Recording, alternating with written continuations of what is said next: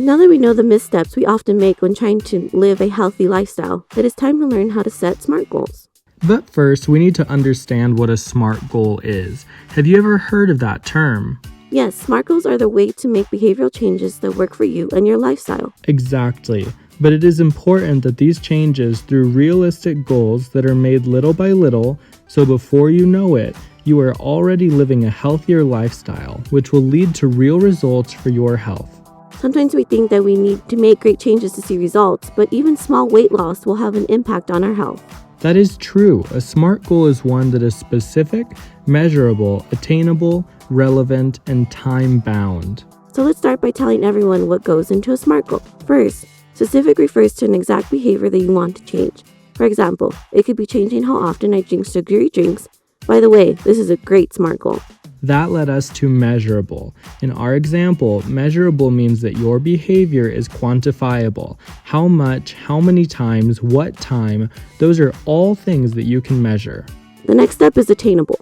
Continuing with our example, if you drink sugary drinks every day, going from every day to never may be hard and you're setting yourself up to fail.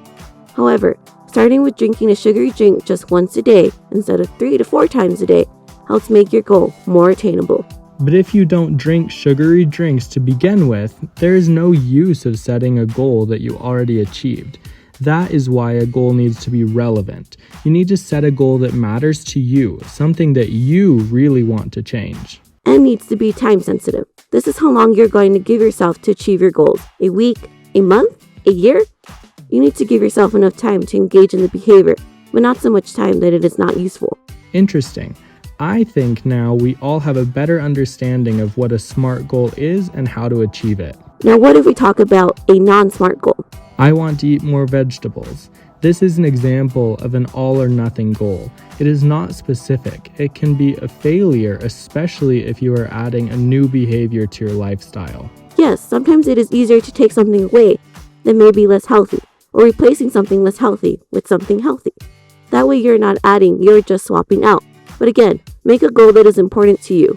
Okay, well, how can we change this into a SMART goal? Great question. Let's keep up with the example of, I want to eat more vegetables. A SMART goal must be specific, which means clear and easy to understand. Well, what types of vegetables do you think you would like to eat more? And how many servings? Why not start with a vegetable that can benefit your immune system, like leafy greens? I love spinach. Spinach is a great choice. Don't forget that the goal should be measurable. How much? How often? Or when are you going to eat your green leafy vegetables? Do you eat any now? If you do, maybe you want to add what you already do. If the answer is no, then you need to come up with a realistic amount to define your goal in terms of how many times a week, how many servings per day, and what time of day. So maybe eating green leafy vegetables twice a week at lunch as a small salad might be a great starting point. I can live with that. Third and most importantly, is your goal attainable?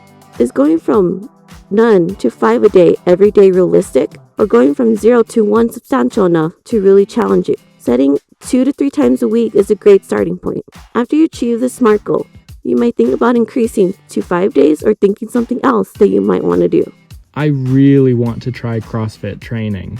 That sounds like another great SMART goal for down the road. Don't forget, start small and make gradual changes. The next step is relevance. This is a key ingredient.